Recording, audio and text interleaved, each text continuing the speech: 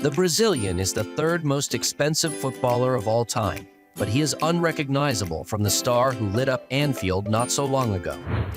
It turns out the grass isn't always greener on the other side. At 31, these should be the prime years of his career, but instead Coutinho finds himself fighting against a rising tide, injured and out of favor at Aston Villa, and unable to capture even some of the form which made him one of the world's most sought-after and most expensive players at Liverpool. Recently, this playmaker, Philippe Coutinho, has joined Qatar Stars League champions Al Duhail from Aston Villa on a season-long loan. What happened with him? From Barcelona's record signing to Unwanted by Aston Villa. It's not a joke. Let's know some deep reasons for his career's downfall. Before starting this video, make sure you have already subscribed to our YouTube channel. So let's dive into it. A messy Anfield divorce. When Coutinho left Liverpool for Barcelona in January 2018, it looked like a deal which might suit everybody. The player would get the chance to fulfill a lifelong dream, to chase the biggest prizes and to play alongside Lionel Messi and Luis Suarez in the famous Blaugrana, while Barcelona would get a player at the peak of his powers, a supremely skilled technician who could learn from and then take over from Andres Iniesta as their midfield schema. Liverpool, meanwhile, would get a record transfer fee, around £142 million with add-ons included, which could be reinvested into Klopp's squad.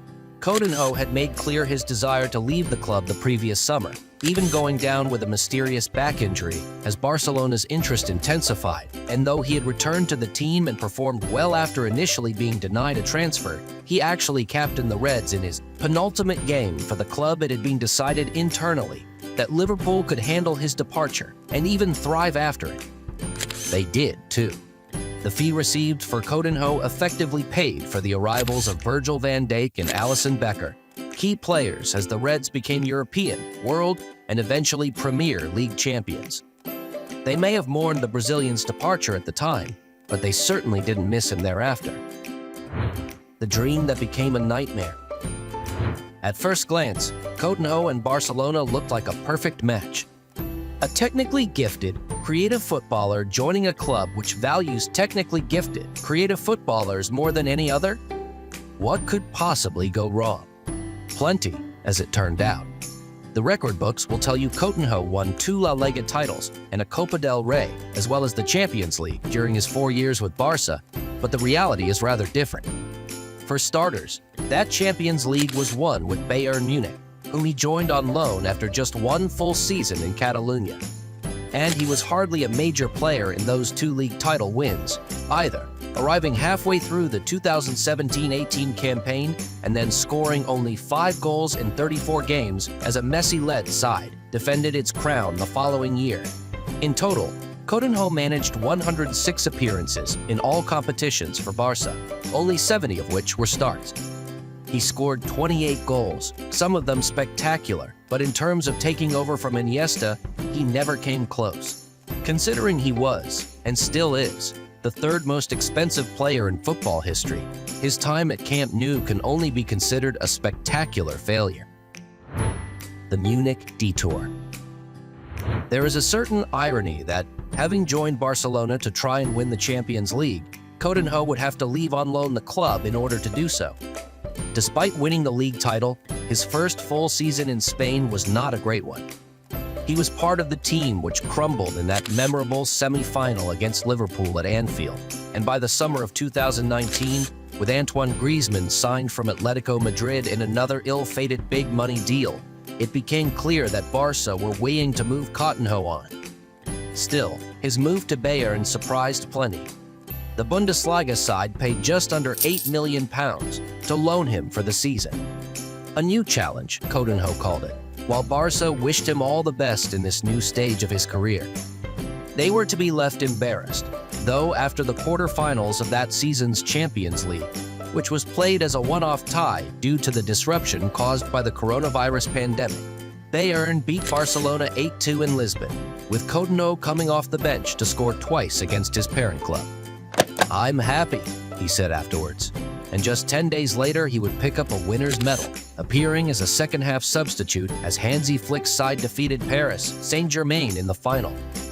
Despite this, the Germans chose not to take up the option of signing him permanently that summer.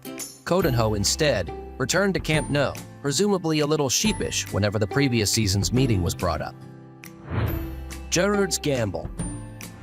Having returned to Barcelona, Coutinho remained unable to stay fit and find his best form, struggling to nail down a regular starting spot during the 2020-21 campaign, in which he featured only 14 times in all competitions. It was a similar story the following season, and by January the Catalans were ready to give up on him once and for all. A call from Steven Gerrard, his old teammate at Liverpool, convinced him to return to the Premier League. Aston Villa, for sure, were not a club Coutinho ever imagined he'd be playing for, let alone at 29. But Gerrard's presence and the chance to revive his career in a league where he'd previously thrived won the day, and Coutinho signed, initially on a 6-month loan. He's here, and he's perfect. Read the tweet from Villa announcing the deal. Struggling for consistency. Coutinho started well in the Midland. He scored on his debut against Manchester United, and it looked initially as if Gerrard had pulled off a masterstroke. The familiar dribbles, killer passes, and long-range curlers were back, and so was the smile and the hunger. But having made his loan deal permanent last summer, at a cost of around £17 million, Villa have seen precious little since. Gerrard was sacked in October. His inability to get a tune out of Coutinho held up as one of the key factors behind his dismissal. His successor, Unai Emery, has barely used the Brazilian. Coutinho's only starts since Gerrard's exit have been in the FA Cup defeat against League Two Stevenage in January, and in the 4-2 loss to Arsenal in February. That, as it turns out, is the last time Villa fans saw him. A muscle injury has kept him sidelined since, with Emery confirming after his side's win over Tottenham last weekend that Coutinho had suffered a setback, which is likely to keep him out for the remainder of the campaign.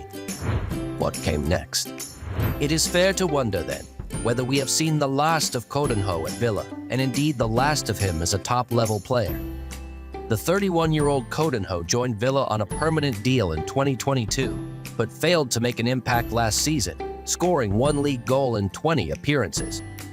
He moves to Al Duhail after earlier spells with Liverpool, Inter Milan and Barcelona, who signed him for around £142 million in 2018, which is the third most expensive transfer in soccer history. It certainly won't be Liverpool. The days when Coutinho lit up Anfield are long gone. This weekend, as Firmino, James Milner, and others get their emotional farewell, they will feel like a lifetime ago. What's your thoughts about Philippe Coutinho? Comment below. Don't forget to subscribe. That's for today. Until next time, keep watching the beautiful game.